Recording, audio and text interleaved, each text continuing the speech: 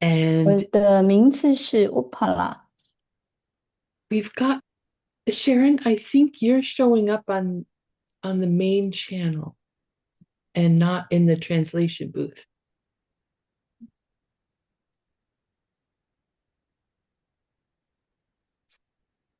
Okay. So I'm Utpala, and this is Foundation Course 8, Death and the Realms of Existence. And this is our last class together on this course. So before we get started, let's take a moment and settle our minds and bring our present awareness into this class.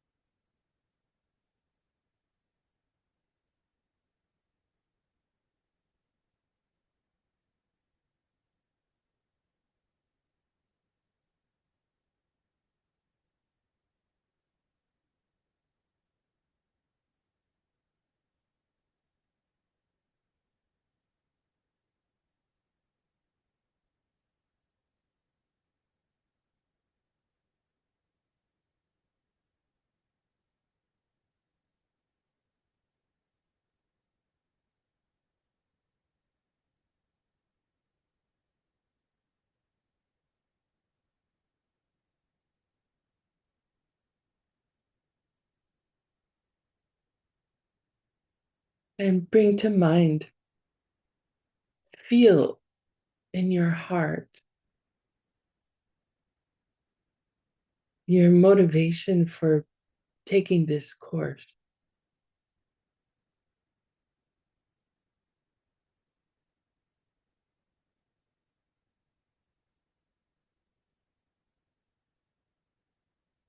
Make it as big and as heartfelt as you can.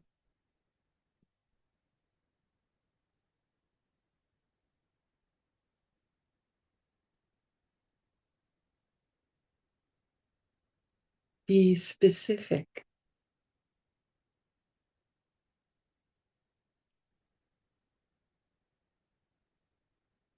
What will your attendance here today allow you to do in the future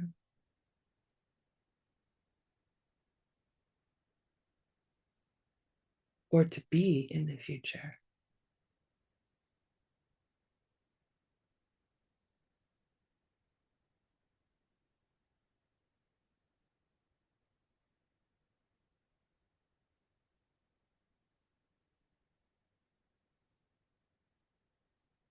What seeds are you planting?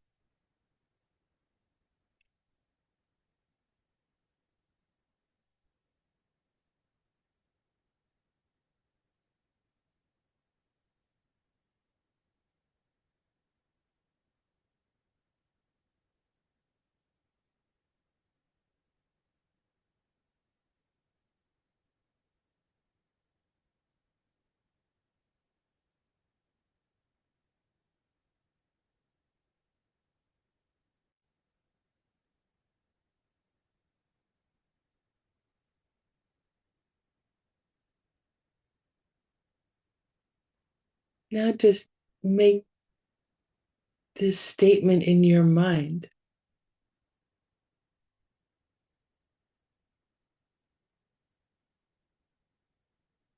May every moment of my being here in this class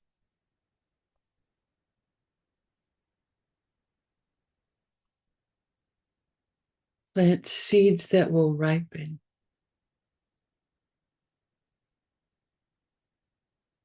into the goal I've set.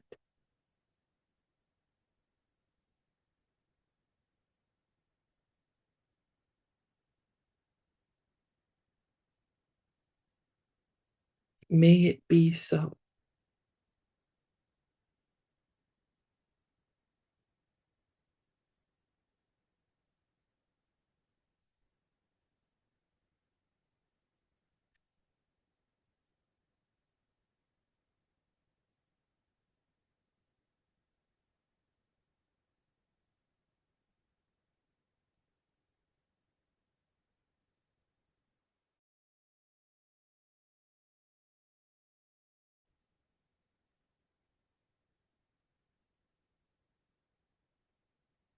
And reciting prayers.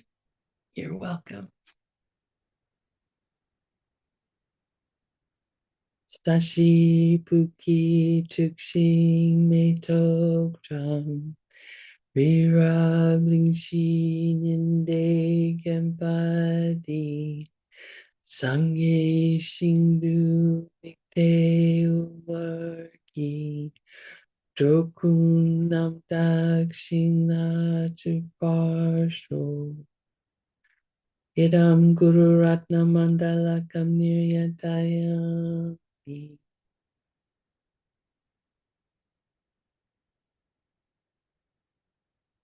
Sangye Churan Soki Chuknam La Changchu Pardu Dakni Kapsuchi Daki Chishegi Pesanam Ki Jola Pinchir Sangye Druparsho Sangye Churan Soki Chuknam La Changchu Pardu Dakni Kapsuchi Daki Chishegi Pesanam Ki Jola Pinchir Sangye Druparsho Sangye Churan Soki Chukdam La Changchu Pardu Dakni Kyapsuchi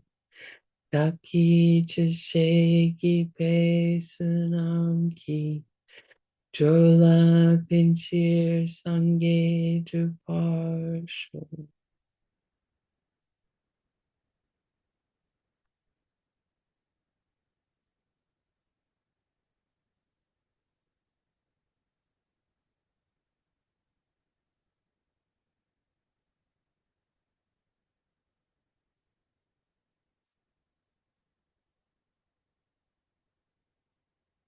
So we're about to start the second half of our class on death meditation on death.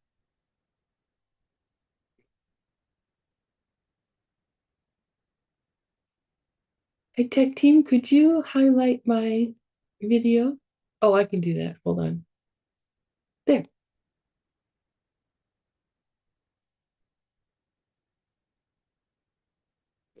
Sharon's really lovely. I would prefer to look at her than look at myself, but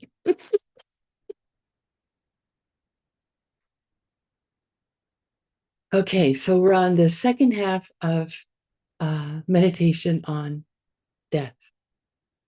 And on Wednesday, we talked about how Jetson Kappa likes to organize his teachings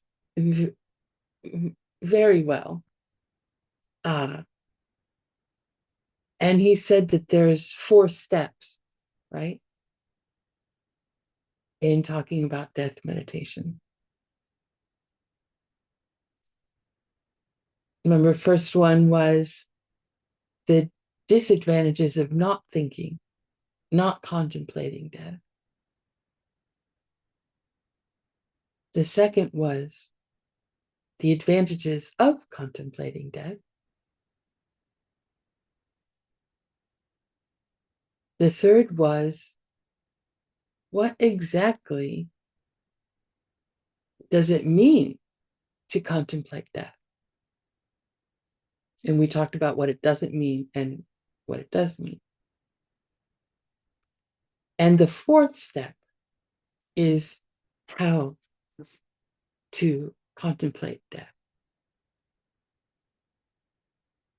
And we started that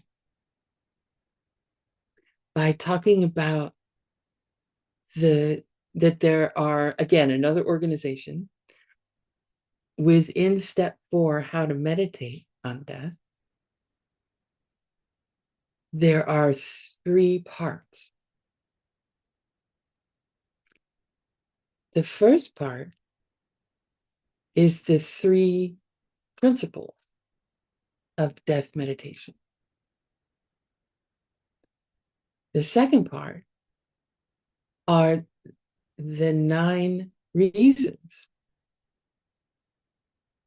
associated with those principles.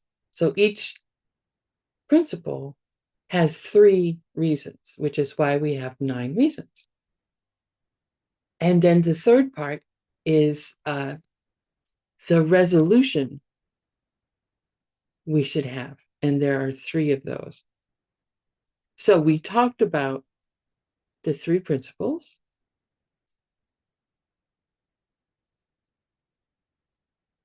Can anyone tell me the first one?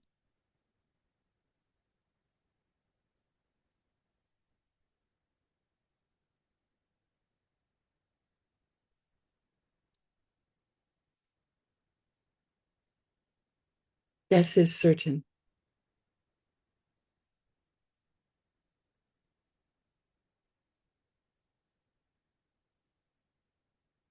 Whatever is born dies.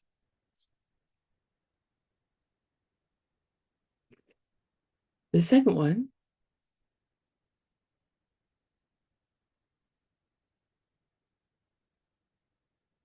the timing of death is uncertain. We don't know when we're going to die. Even if we get some sort of a diagnosis of a terminal disease and the doctor says you have 6 months to live, we don't know that's in 6 months is when we're going to die. My mother was given 2 years to die, and she lived 5 more.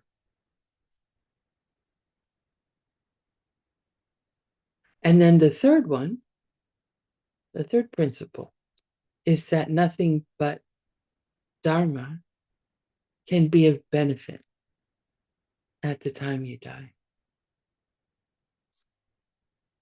So we did talk about the 3, we started the 9 reasons, and we talked about the 3 that are related to the first principle, which is that death is certain.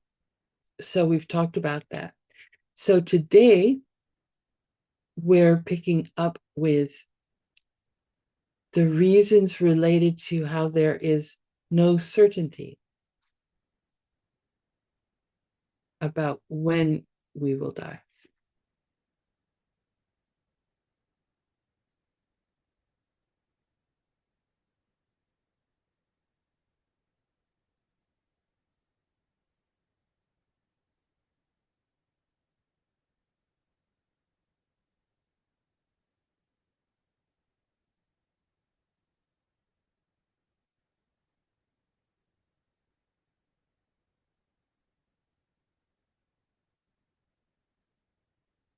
Oh, I guess before we go into that, were there any questions about anything from Wednesday's class?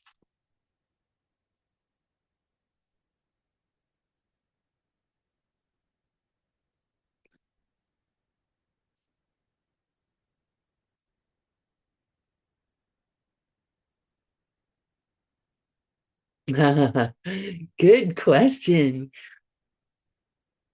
If we meditate on how we are entering the bardo, should we imagine ourselves in the bardo as a human or an enlightened being?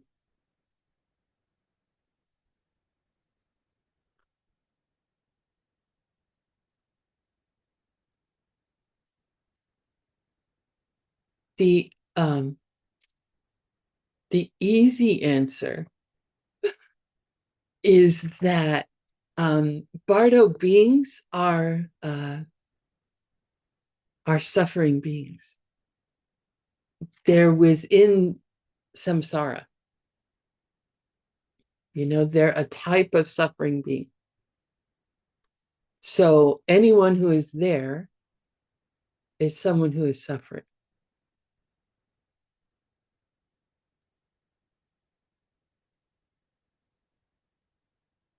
So if you approach the meditation with the idea that you're familiarizing yourself with that process of becoming a type of being that is like the connective tissue between this life and the next life within the realm of samsara, then I'd say you'd want to visualize yourself as a being that can best take advantage and put the teachings into practice. So I think, and that would be being born as a human. We're so fortunate. This is a type of being one has to be to become, enlightened, to turn into an enlightened being.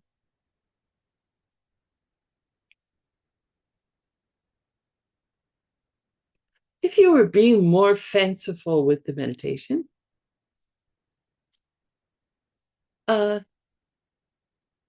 I don't think this is where the meditation is supposed to go, but if, say, you were getting a little bit bored, you could imagine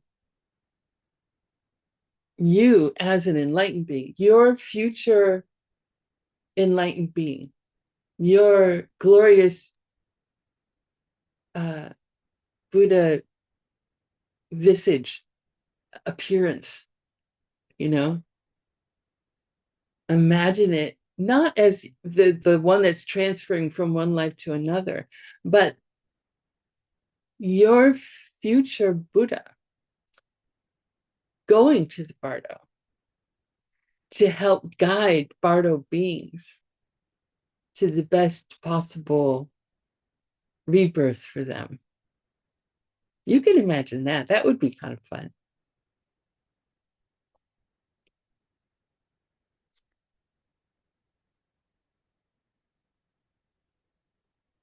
Great. Thank you for the question.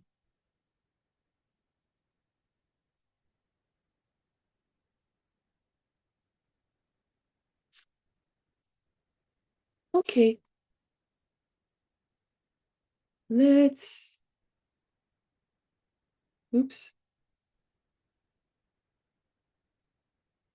I'm screen sharing, but I don't see. There it is. I have too many things open on my computer, especially for this early in the morning. For me, it's very early.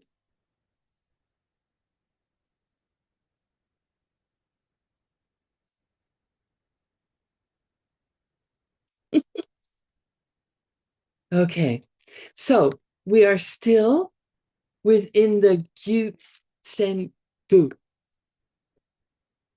the 9 reasons. And these are related to the uncertainty of when we will die. So the first, and Geshe Michael calls this, it's the first of this this principle, But when you're looking at the 9 principles, it's the 4th, right? So we're on principle number 4. No, I'm sorry. We're on reason number 4.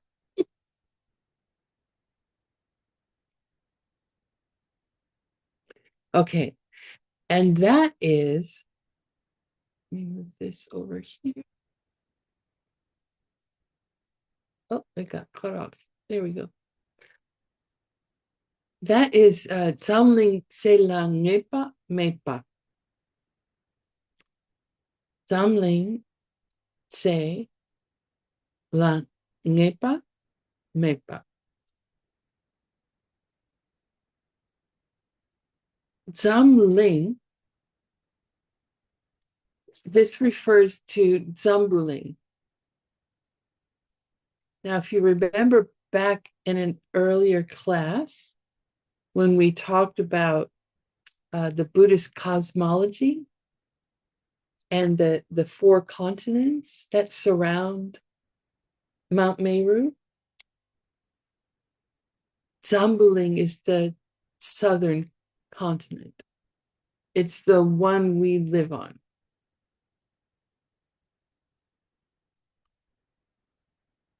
But we don't have to bring that, that picture to mind. We can use the picture that's much more familiar to us, which is our mental images about what our world looks like, of where it is, 3rd planet from the sun, right?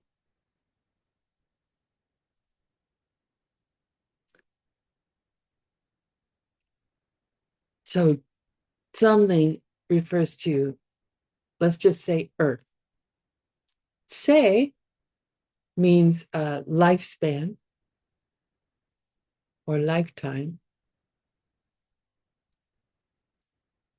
Ngepa mepa or mange, you can say it either way. They mean the same thing.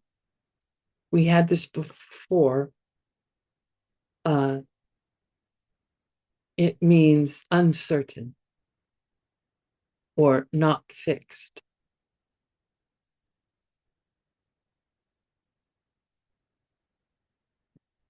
So there are a couple ways we can look at this idea in the Buddhist teaching. Amongst the different realms, there are certain locations where life is fixed, where you're a being who lives for 500 years, period. Everyone lives for 500 years. Or 3 minutes, or, however long it is.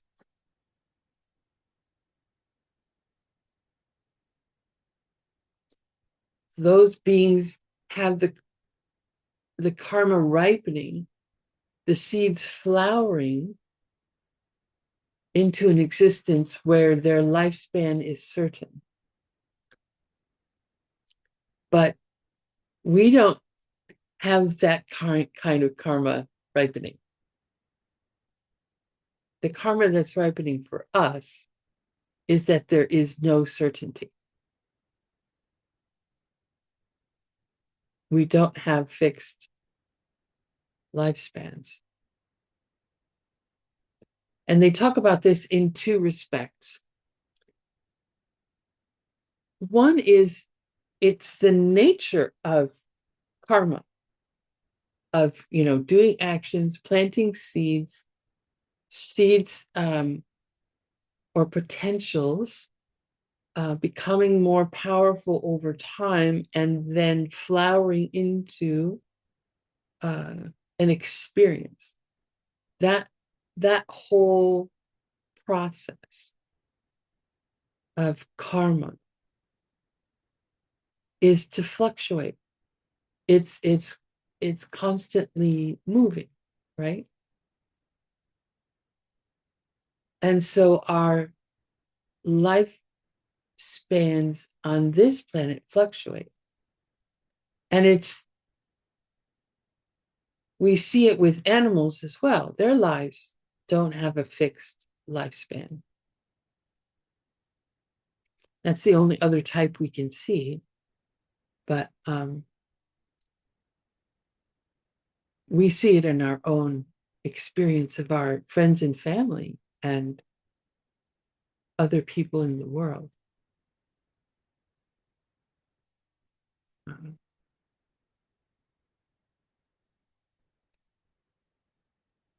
In times of war, lifespans decrease. They still fluctuate, individual to individual. They're different. But like as a whole, a planet in war, their lifespans are shrinking. So over time of this planet, lifespans have risen and fallen, and we're approaching a low point.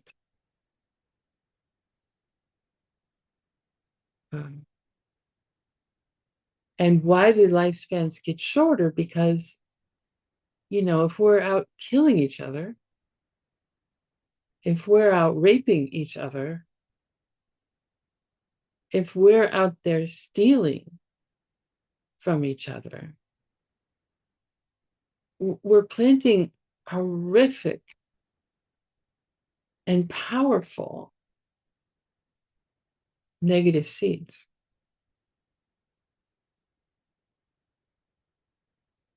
So it's like a poison that's spreading through our population.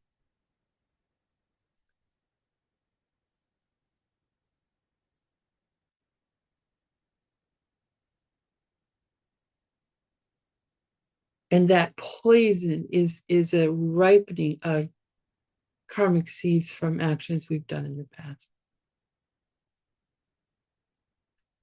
So it could be, someone's going to drop a nuclear bomb.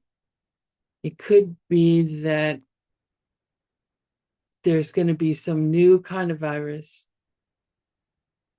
that spreads across the planet and kills us off. First lowering our lifespans.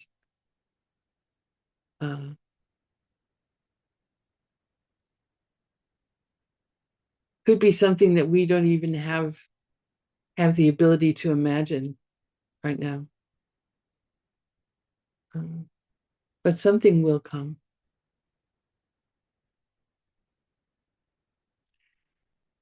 And then the second way to think about this fluctuation on our planet is on a day-to-day level, on an individual level. Life is random. Like there's no proper order. We always act surprised when we hear about someone dying young. But it happens all the time. Well, not all the time. Sometimes people get old. But it happens enough times that people die young that we should not be surprised. Because our lifespans are not certain.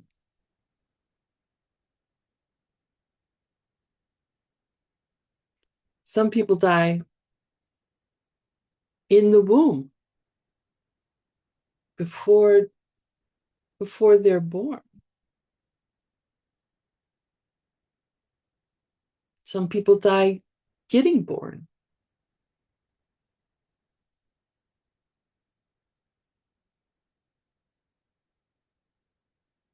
And some people live a really long time, at least, from our perspective, today's perspective.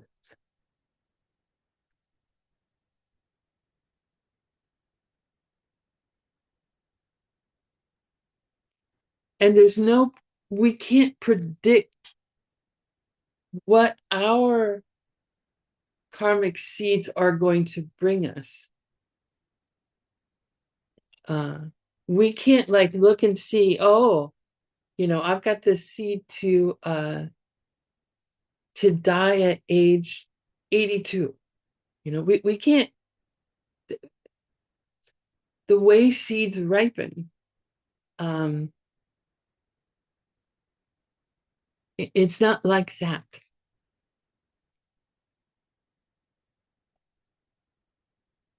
We can't look and see. A Buddha could, an enlightened being could look and see, but we can't. Not if you're like me. We can't see it. So, regardless of what a good person we are, and how healthy we eat, and how much exercise we do, that's not going to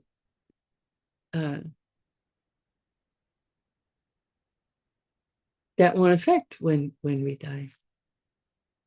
So there's no certainty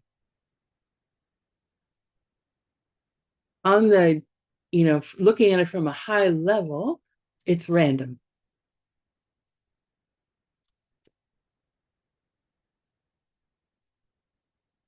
So that's the fourth reason, or the first of the second principle.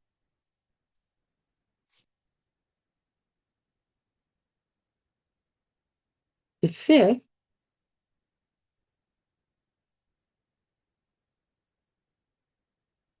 is Chi Qian Shintu Mang Xing Sun Qian Nyungwa. A bit of a tongue twister. Chi Qian. Qian is a factor, and Qi we had before. That's death. So Qi Qian means basically things that can kill you. Things that can kill you. Mang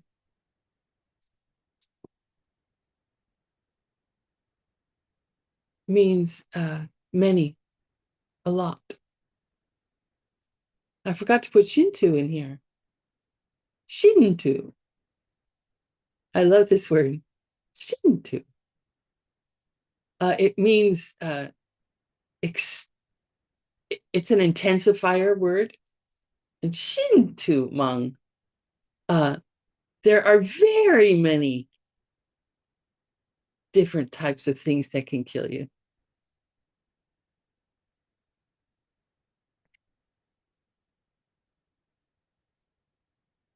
Xing, that's and, sorry, low tone, Xing. Sun Qian. So Sun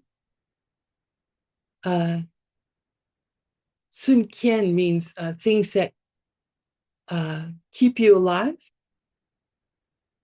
sustain your life.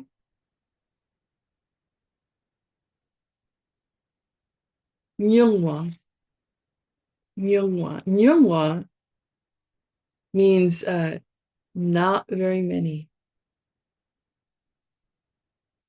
few.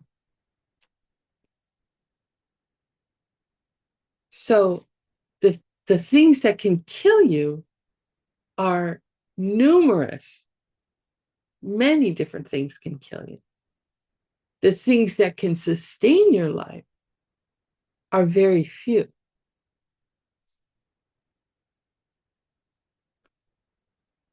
So Jason Kappa, remember we're talking about, this is all material that's from his one of his masterpieces, the Lamrim Chenmo, the great book on the steps of the path to enlightenment. So Jason Kappa he talks about chikan, the things that can kill you, as coming into two types: living things and inanimate things. So the living things that can kill you. I mean, we're fortunate now. In his time, there were, roaming around very dangerous animals. And there are still some in some places in the world, like in some places in Africa, some places in Asia, and even some places in the Americas. If you get high enough up in the mountains, there can be mountain lions and cougars and that sort of thing. But other living things that can be a condition to bring about your death would be viruses. That's a living thing. And other people, other humans.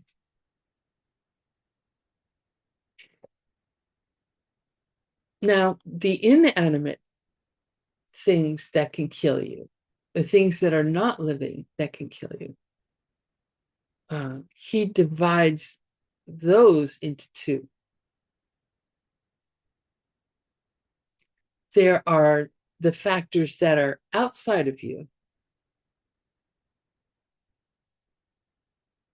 and then there are the factors that are inside of you. So the outside ones would be like a car, or well, let's just say a car. But there are many types. I mean, buildings can kill you, cars can kill you, sticks can kill you. A tree falls on you, it can kill you. Many different inanimate objects can kill you. The ones inside that are not alive in the sense of being a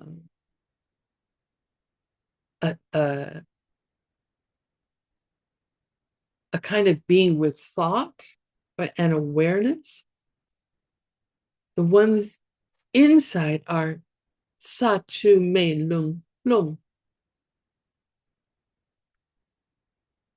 And we talked about these before. These are the four elements, right? Sa is earth. Chu is water. Mei is fire. And Lung is wind. Sa Chu Mei Lung. And these four elements comprise basically everything in the universe. Everything in the universe has these four elements to lesser or greater degree, right? So earth, it doesn't mean dirt or the planet. It refers to solidity, right? Water doesn't refer to what's falling from the sky and flowing in rivers. It refers to fluidity.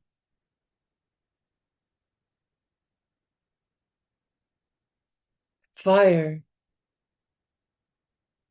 definition of fire is Saching Sekpa. Sorry, low tone again. Saching Sekpa. And that means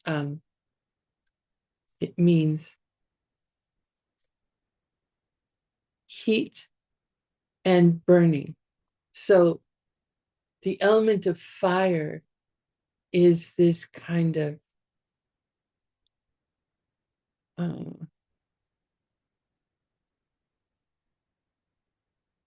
temperature aspect. And then lung, or wind, is movement, and also dissipation. Like if you imagine, if you had a pile of like if you go out and you catch snowflakes and you have a pile of snow in your mittens and you go and you blow on them, all the snowflakes dissipate. If you're not too familiar with snow, like you live around the equator, if you pick up some sand at the beach and blow, the grains of sand dissipate. So these four elements they comprise, in a sense, our bodies. They are inside, and these are the ones who have great potential to kill us. Right now, even as we seem to be healthy or feel healthy, maybe, these four elements are always fighting each other. They're always in conflict.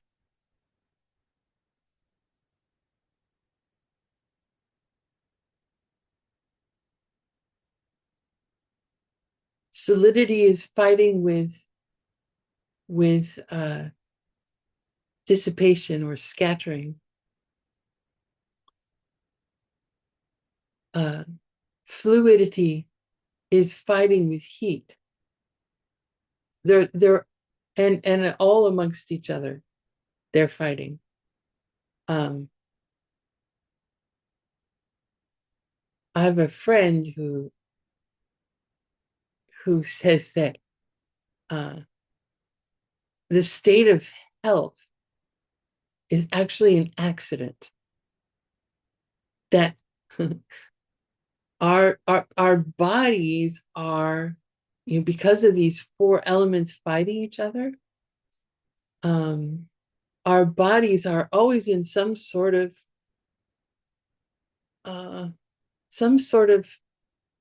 ill health. Whether it's enough to keep us in bed and out of work is one thing, but even just like backaches or headaches, we have these discomforts over a lot of our lives, a big portion of our lives. Anyway, so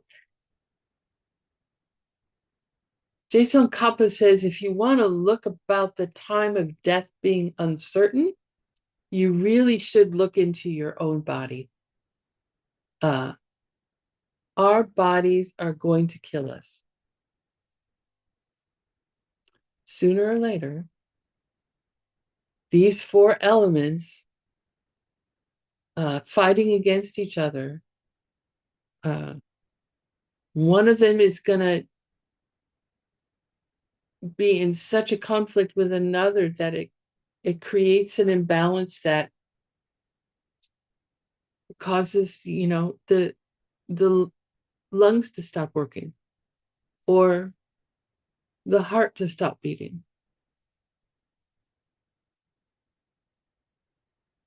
One of these four elements will destroy the other, and then things will be out of balance and this body will die.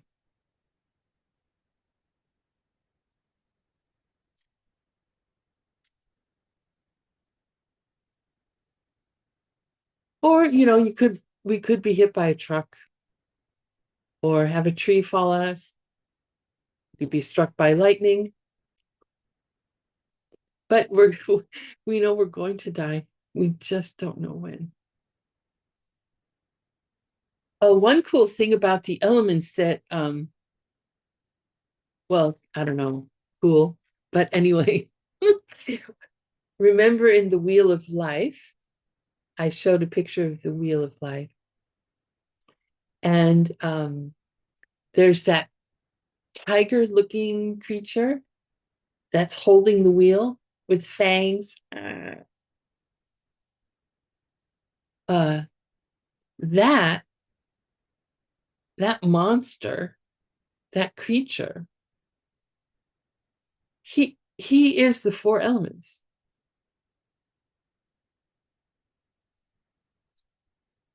That was an interesting tidbit for me to learn. Another thing that Jason Kappa points out, and we talked about this in, I think it was last Friday, class 8, when we talked about the different kelpas, the different eons, right? We talked about how the universe comes into being. We talked about how long it stays. We talked about how there's, an eon of formation, and then an eon of continuation, and then, an eon of falling apart. There's all these eons, and they last for different numbers of intermediate eons. And we had a wave diagram uh, that showed our lifespans. And these are typical lifespans. And it went from 80,000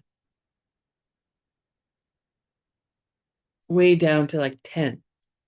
So we're our species, as it lives on this planet, uh, is riding this roller coaster of eons, extremely long periods of time, uh, of having longer lives and then having shorter lives. Uh, and we are now at a point where we're near the bottom point. We're near the lowest point. And having a short lifespan, objects in the world are less supportive of life. We're because of our non-virtuous actions, things are happening that cause people to die. So we have things um,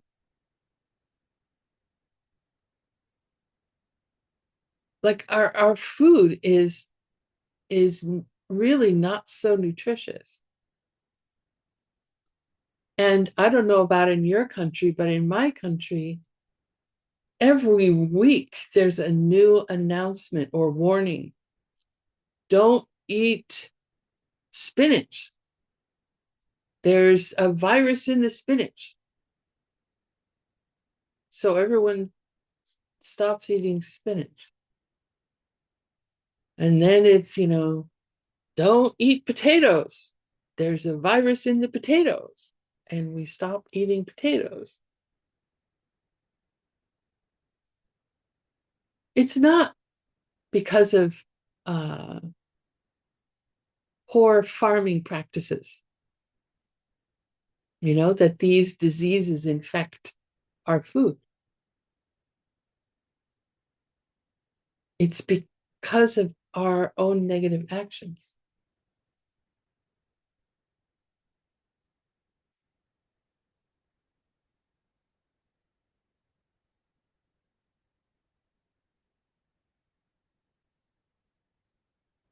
viruses are becoming more and more immune to our medications to stop them.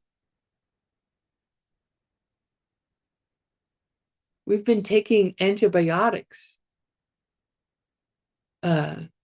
so frequently that these viruses are learning how to fight them. And they say it won't be long before we won't be able to develop an antibiotic that works anymore, because viruses have so fundamentally changed. They have so fundamentally adapted to what we've been doing to try to stop them.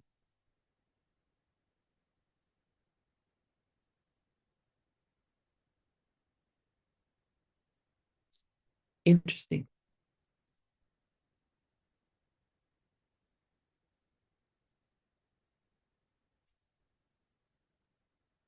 Another thing to think about in this fifth reason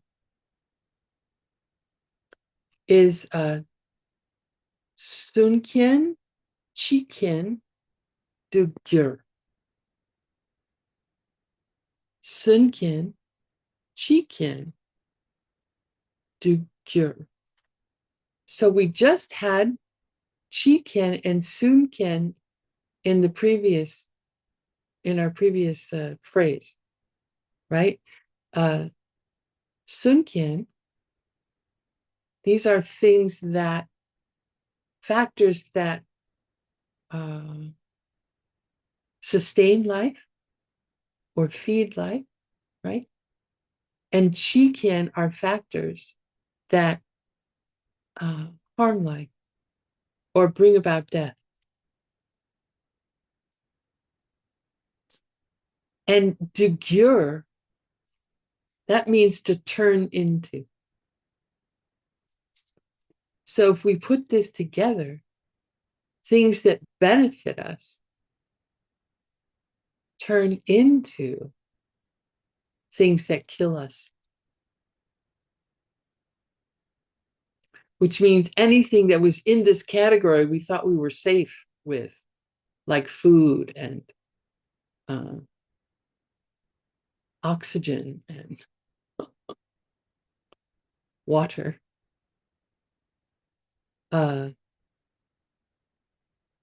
they can turn into the things that can kill us.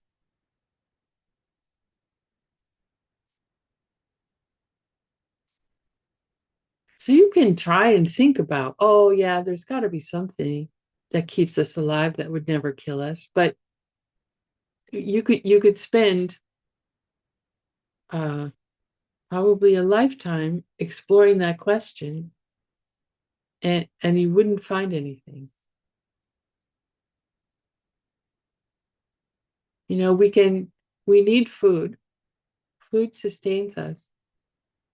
As we know, overall, it's not as potent as it used to be. But even, we can chew it, and then it gets caught in our windpipe, and we can't breathe, and there's no one around to help us. We can't get it out, and we die.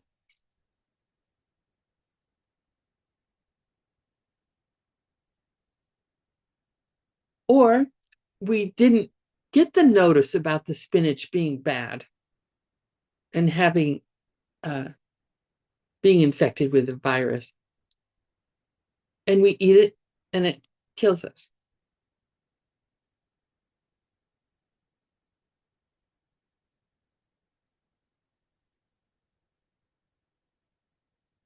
We drink water.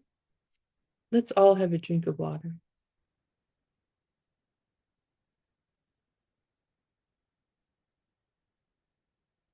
Cheers, live translators. I love you.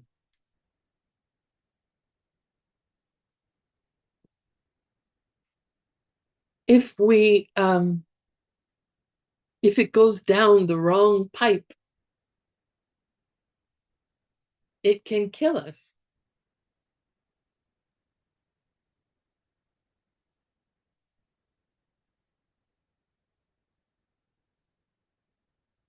But and our cars can kill us. The car that gets me from my home to visit Geshe Michael, that car that I use to give my friends rides to the hospital to help them be healthy, that car can kill me. So anything, really, we can look at anything. The possibility is there, it can kill us. And why is that? Because it's our karmic seeds that ripen into that. It's not that water always supports life. It's not like that.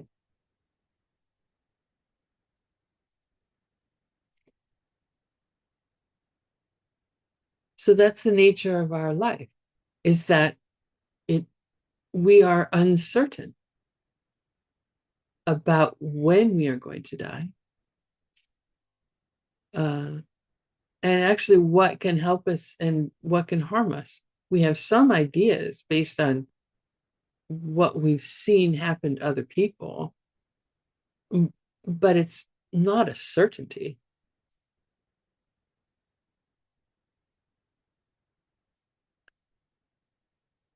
And the last thing that Jason Kappa says about this is that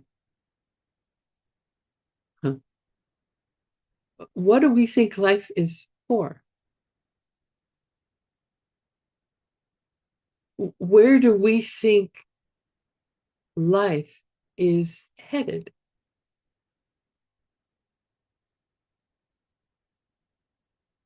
What is life directed at?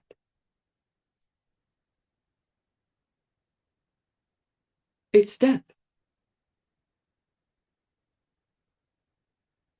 Everything that is born dies. It's the mechanism of cause and effect, right? Everything that has a cause will come to an end. So we were all, in a sense, born to die.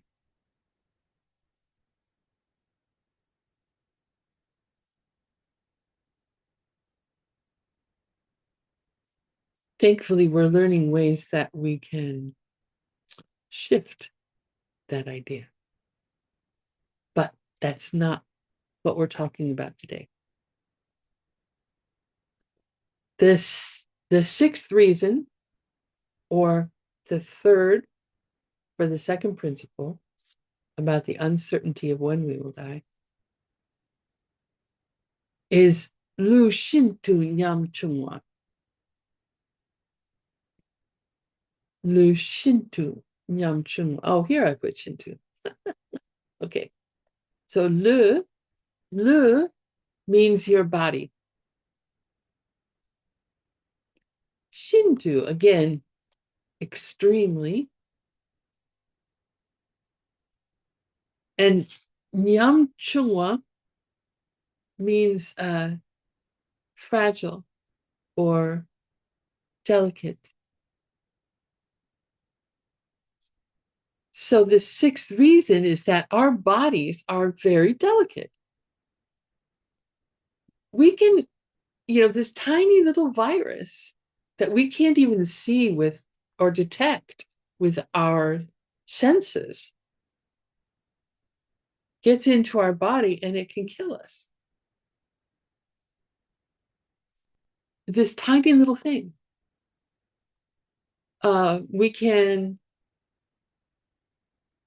Jason Kappa talks about stepping on a thorn, and the thorn can become, where it pierces the skin can become infected. And that infection can kill us.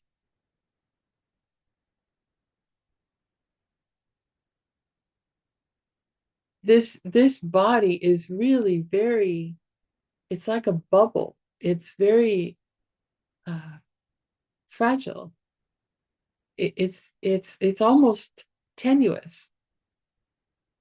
So many things can harm it easily, little things.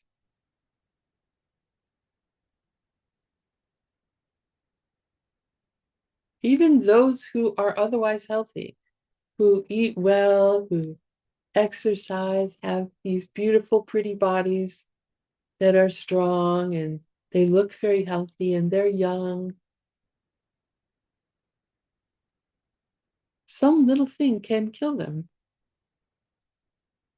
I mean, we saw it with COVID most recently, right? Sure, there were a lot of people, older people, who got the virus and died, but also a lot of healthy people.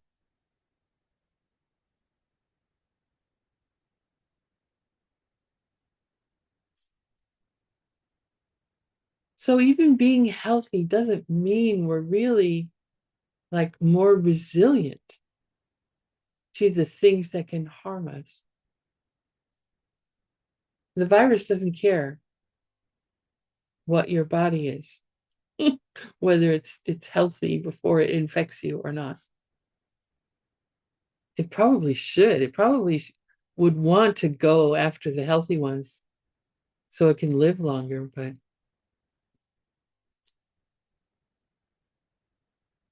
yeah, it's our seeds. It's the ripening of how we have been with other people in the past. Uh, the difference between the healthiest person on the planet and the sickest person on the planet is not much. Their bodies are both very fragile. Uh, remember, we talked about in class 8 about the ending of the planet, and it was the when the seventh sun appears in the sky. Remember, over time, there's 2 suns and 3 suns. When the seventh sun comes, everything on the planet just goes poof, up in smoke. It's so hot, it just poof.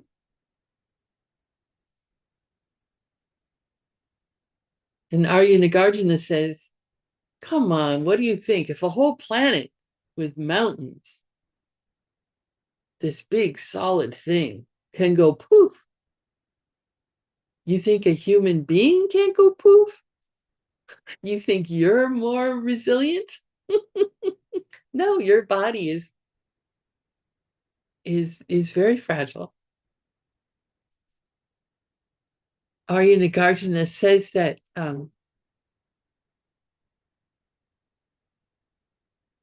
it's just some miracle that we're alive,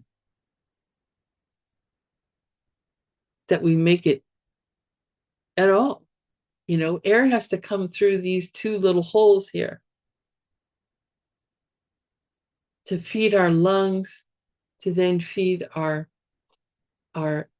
blood and feed all of all of our organs and so on. He says it's a miracle these two tiny little holes haven't been blocked.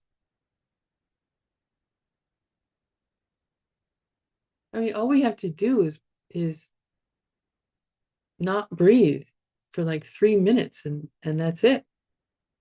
We're dead.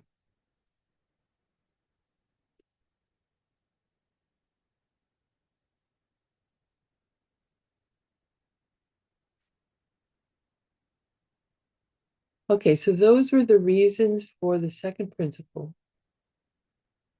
The 3 reasons for the second principle. Now we're going on to the 3 reasons for the third principle.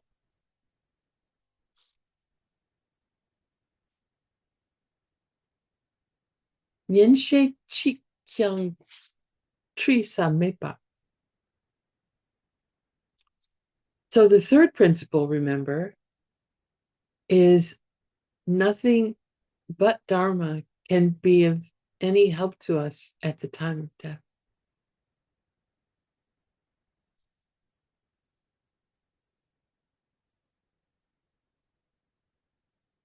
So the seventh reason, the first one for the third principle,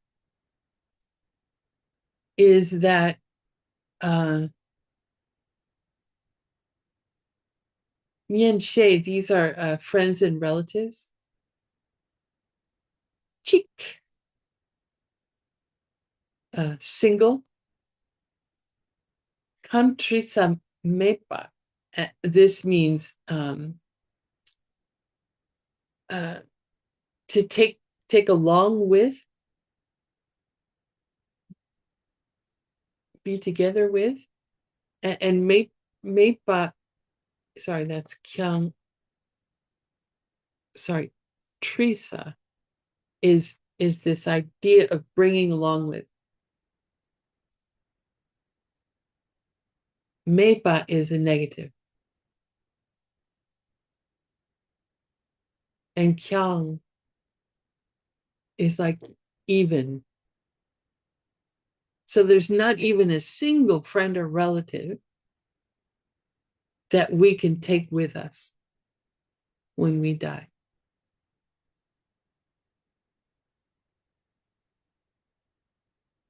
And there's an image that is described in many different scriptures about how people gather around a person's deathbed and they're like holding on.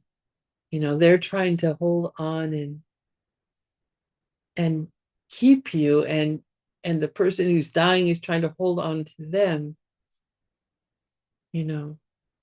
afraid to leave them.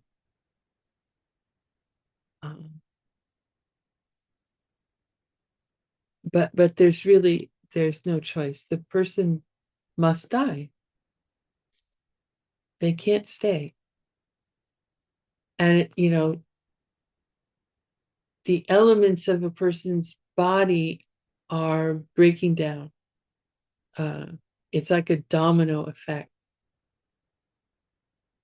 Earth breaking down, the earth element breaking down affects the water element, and the water element breaking down then affects the fire element. The fire element breaking down affects the wind element. The breaking down of each element affects the next in a chain, and they collapse in a sequence. And our body shuts down. Western science says that when the breath stops and the heartbeat stops, a person is dead. That's not what advanced practitioners who have been, studying these teachings and living and practicing them, that's not their experience.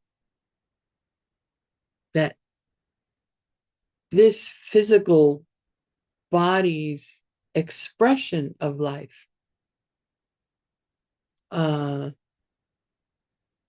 becomes so subtle that our technology can't detect that. So we say, oh, she's not breathing, her heart's not beating, that means she's dead. There's still life there. The dissolution process, of all the elements dissolving, breaking apart, that's still occurring.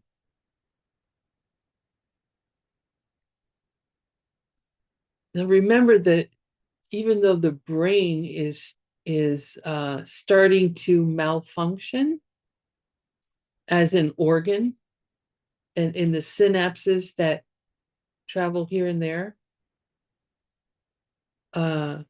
those start firing in very strange ways as the brain is falling apart, basically. That's not the mind. The mind is just clear and aware. The thoughts in the mind can be affected by the brain and what is happening to the brain with these synapses misfiring. And what happens to the brain brings on hallucinations, quite frightful hallucinations. So the mind is clear and aware, no problem with the mind, but what's arising in the mind, the thoughts in the mind, are hallucinations brought on, conventionally speaking, by the dissolution, the breaking apart of the brain organ.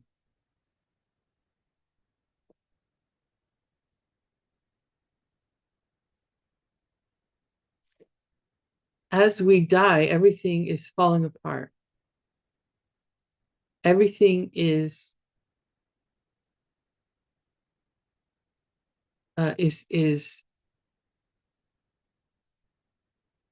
we say taken from us,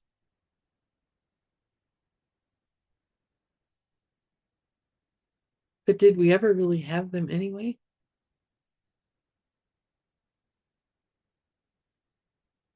But all of our friends and relatives, they're gone.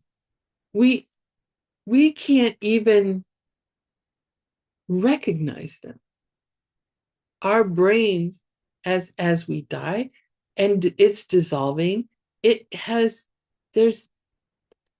the eyes have stopped, the outer senses have stopped. We can't even recall them anymore. We can't even remember them anymore because our brain is disintegrating.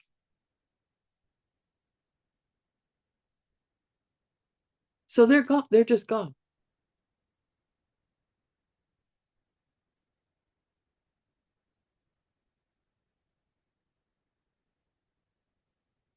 Everything is reduced to zero. Right now we look around the room that we're in.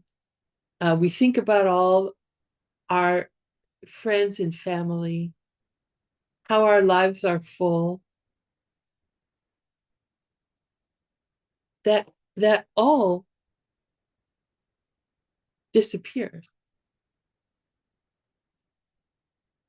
when we die.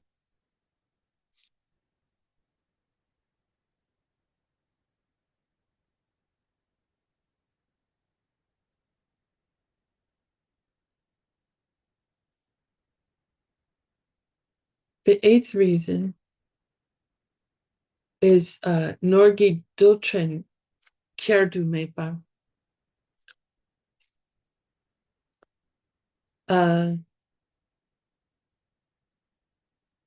Dultrin is a single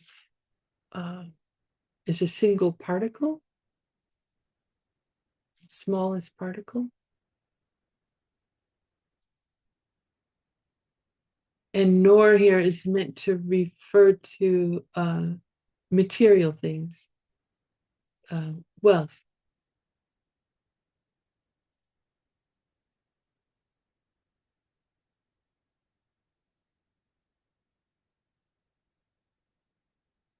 And this actually should be Kordumeba. Sorry. I will fix that and repost the Tibetan document. And Mepa. So we can't take a single molecule of our precious things with us, right? We can't take our money. We can't take our Dharma books.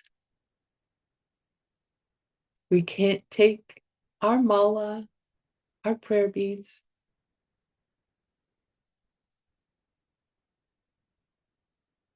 Can't take anything with us.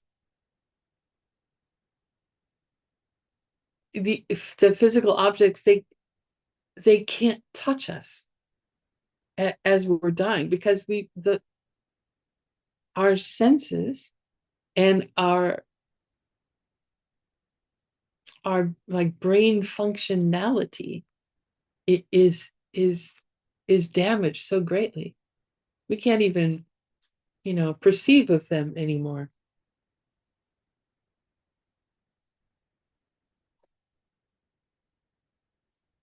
And they're gone forever. All of our wealth is has ended. It's disappeared. And everyone is the same. No matter how rich or poor they are when they start to die, they all die the same. Flat broke. Not owning a thing.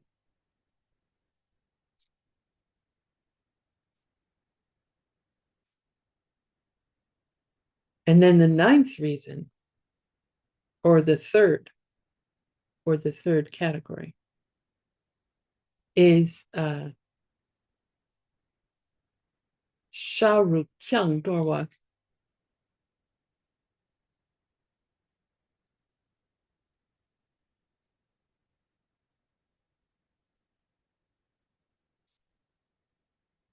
This is flesh and bone. So we must give up even this bag of flesh and bone. This body we think of as me.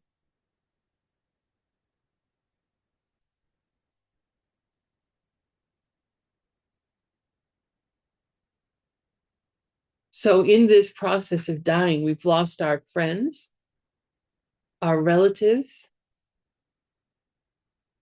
we've lost our wealth, and we lose our body.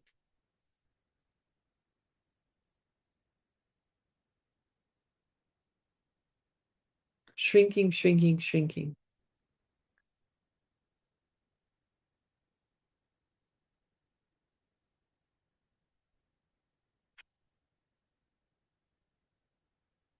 So the only thing that continues is the stream of moments of awareness.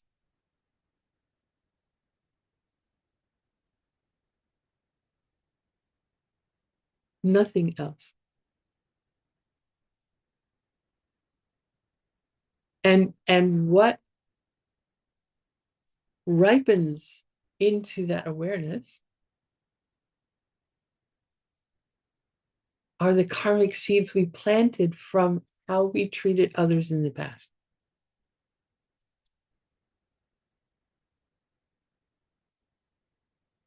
So the only thing that can help us as we die is our practice of the Dharma's teaching.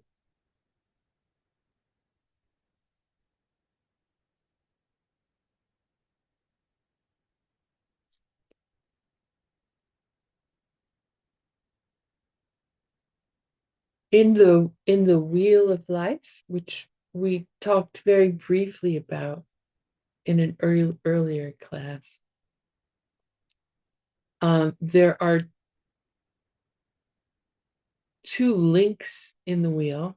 You know, the wheel is a link of dependent arisings. One link triggers the next link, which triggers the next link, which triggers the next. So there are two links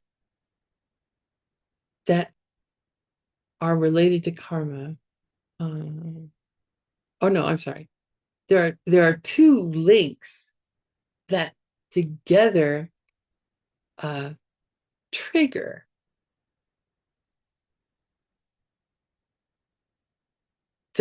a link which leads to, you know, that karma we talked about, propelling you into another rebirth, the one that pushes you into the bardo on your journey to your next rebirth. And those two links are Kepa Sepa and Kupa Lempa. Kepa, that means eighth. Kupa means ninth. So that's easy. Sepa and Lempa are similar ideas, but the second one, Lempa, is more intense than Sepa. So it's Geshe Michael translated as initial craving, and then like advanced craving or deep craving.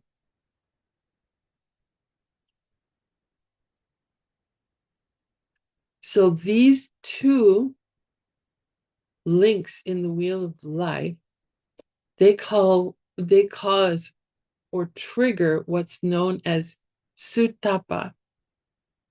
And sutapa is this idea of, like, if we think about, let's put on our mind only school hat moment for a moment. Mind only school says that we've got a foundation consciousness, and this foundation consciousness holds all the seeds we planted, right? So from the mind only perspective, this sutapa, which means to make a selection, those two links, those two types of craving trigger the selection of a seed, like out of all the seeds that are in the foundation consciousness, this selection of one seed that ripens to propel you to the 10th link, Chupasipa, which is your next life. Chupa means 10th, Sipa means life.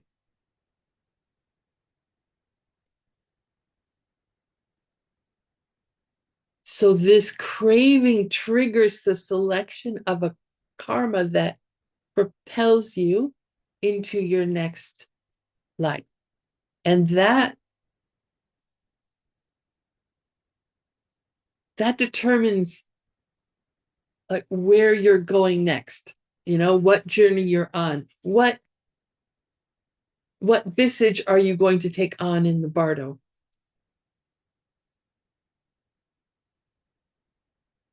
And that selection process doesn't take long at all, like a few seconds. And they say it's largely affected by our behavior in this life. Like, what was the most frequent thing we did, right?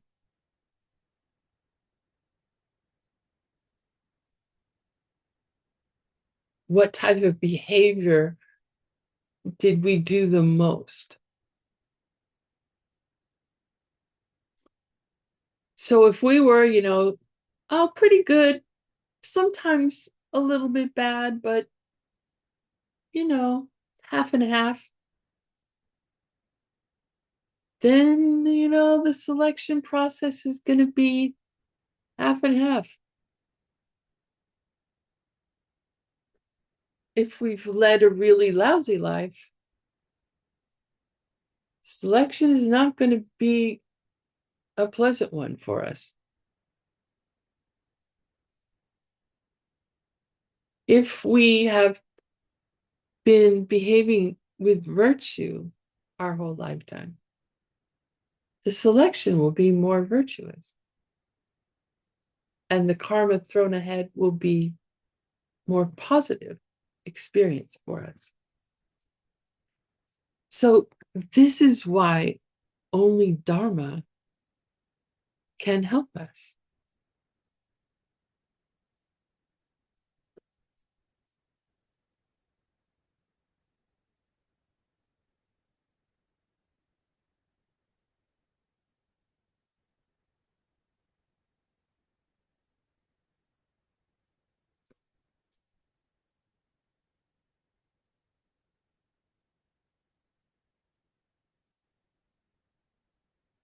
Now let's talk about the 3 resolutions.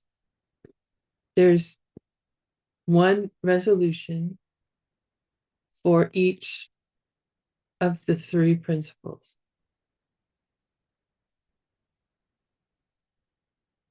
This is called Takchepa Nampasum. The 3 resolutions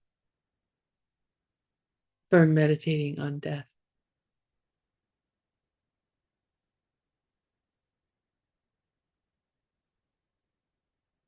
So the resolution related to the certainty of death, the first principle,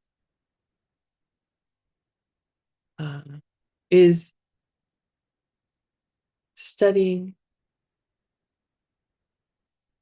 is practicing what we learn, being a master of, Geshe Michael calls them life tools, being a master of creating life tools from all the teachings we receive and using those life tools. It's keeping our vows. Whatever vows we have, keep them well.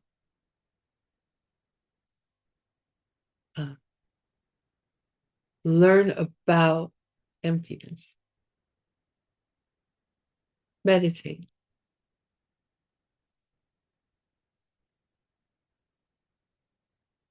Work on developing bodhicitta, the wish to become a fully enlightened being in order to benefit all other living beings, in order to help them reach that state of full enlightenment, free from the circle of suffering.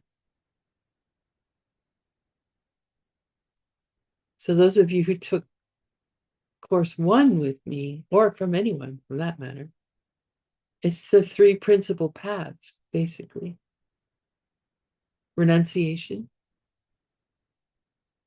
bodhicitta, or the wish, and wisdom, understanding emptiness.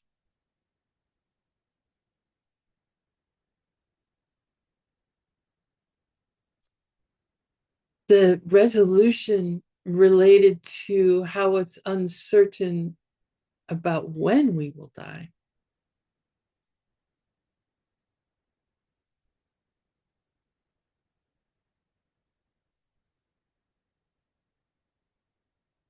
Don't put off practicing the Dharma.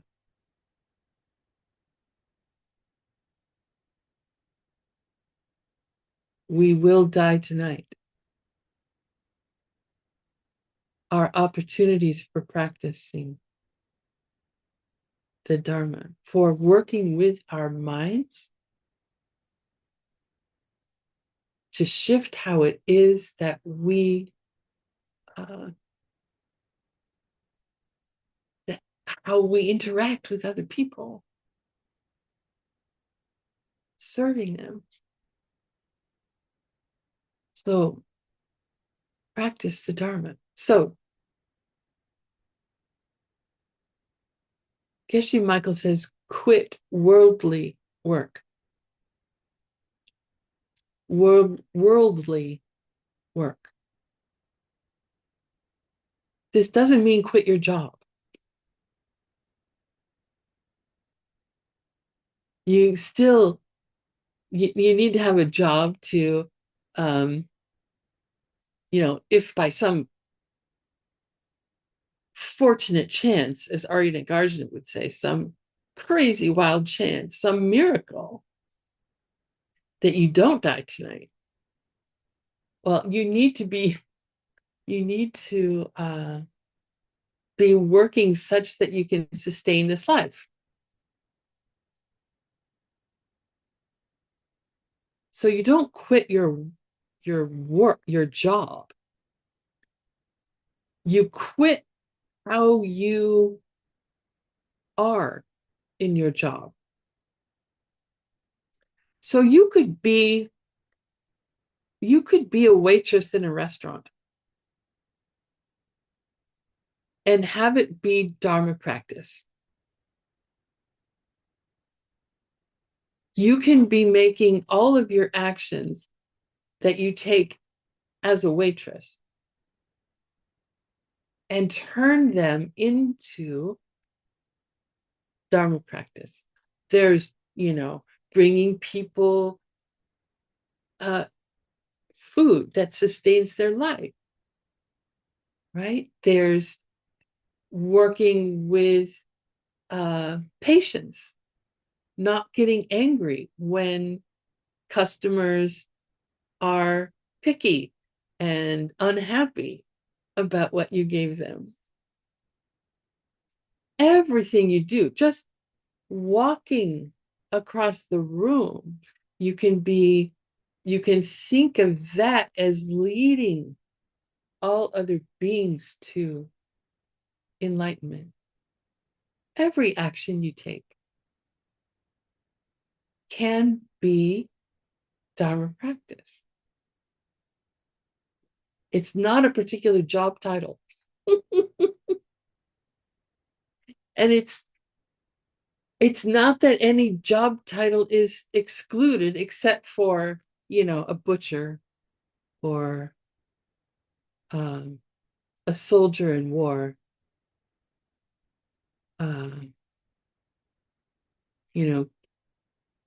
Obvious killing is you would have to be an extremely Shinto advanced practitioner to transform being a butcher into the practice of Dharma. So have a job that's not so challenging right now.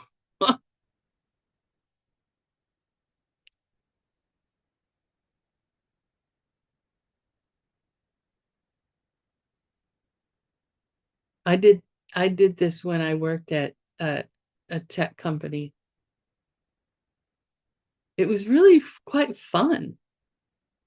I had a blast because I really wanted to not have to work. I wanted to be in retreat all the time. But I didn't have the seeds for that. But I worked for this tech company and I just had a blast transforming everything into Dharma practice. That's the other thing. It's really fun. It really changes like what could normally be a boring job or a tedious job and turn it into something that's really fun. So let your work be that. Don't let work be about getting a paycheck. because that's not where money comes from. Your paycheck does not come from your work at a company. It's the seeds ripening from your past generosity. So use your job, whatever it is, as a practice. It's really a lot of fun. Okay, the resolution related to how nothing but Dharma can be of any help to us at the time of death. The third principle.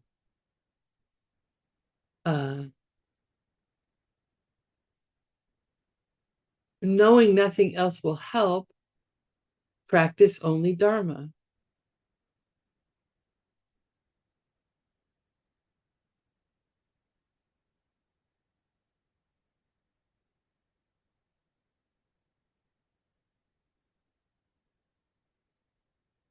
It can be challenging for us to use every single instant of the day as a practice of the teachings.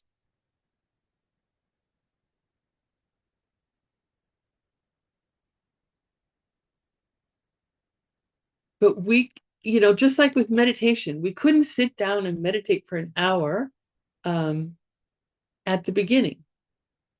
We had to build up to it.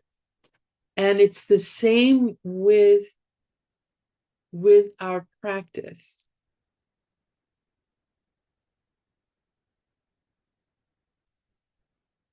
It's okay to take breaks. It's okay to watch a movie or read a science fiction book or go for a hike or do something that just is not so intense, where you're not thinking about how can I make this into a Dharma practice. You can take little breaks. You can stay informed about the crazy stuff that's going on in the world. Who's that crazy guy in the White House in the United States? What's that clown up to these days?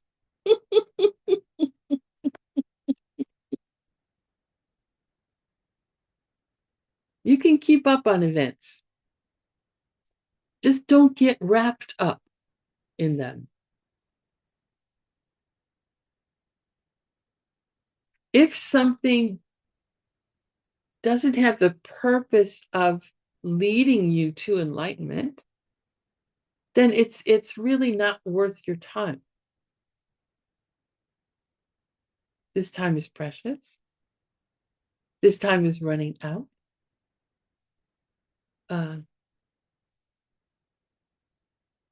We need to spend our time wisely in ways that will help us when we die. Right?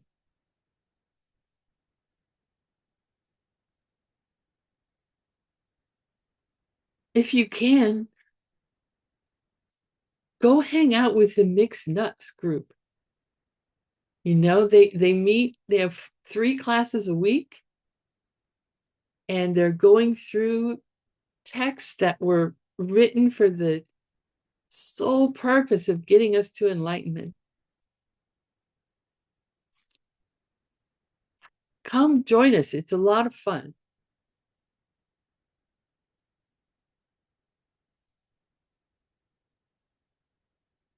So if you're here and interested, you're here at this class, you're interested in these teachings, you've reached a certain level, and that's something to rejoice about, and it's something to continue to build on. Right? Rejoice and continue.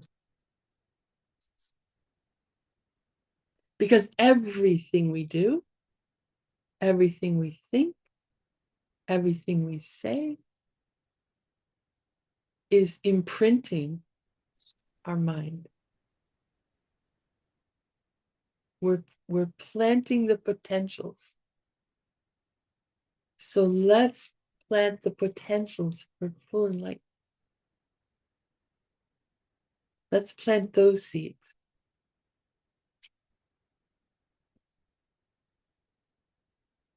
And a really, really powerful way to do so is an idea called namdak.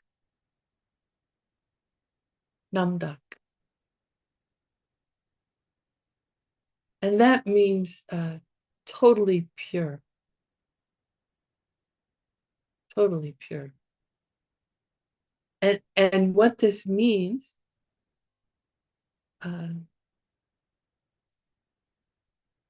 is to practice seeing the world as totally pure.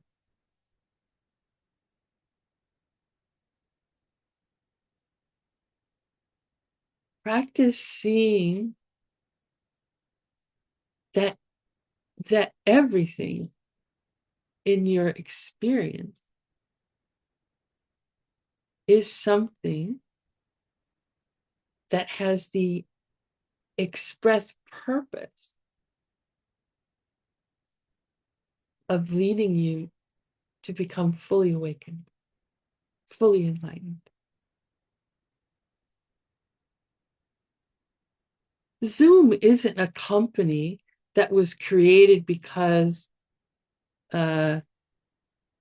people noticed that, oh, with this crazy virus in the world, people are staying at home, but they still want to be connected. So we'll create this service to help them be connected. No. Zoom is created particularly for you. For you to connect with the teachings of the Dharma, for you to continue to learn and study and put these teachings into practice. No other reason, no mistake.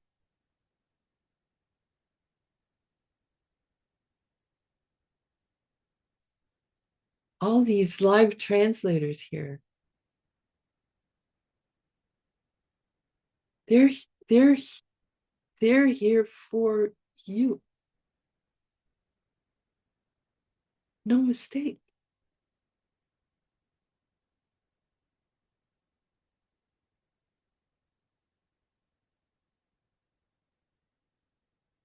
Everything is here for a purpose. Everything in our experience. And that purpose is to lead us to become fully awakened. It's a reverse paranoia. So that's what I leave you with for this course, this class today, and this course. Thank you so much for coming. Thank you so much for giving me the opportunity to speak about these precious things. I rejoice in your practice. I rejoice in your desire. And I hope we meet again very soon. Please continue to practice. Please continue to study. And please support Asian Classics Institute as you can. Thank you so much. I love you.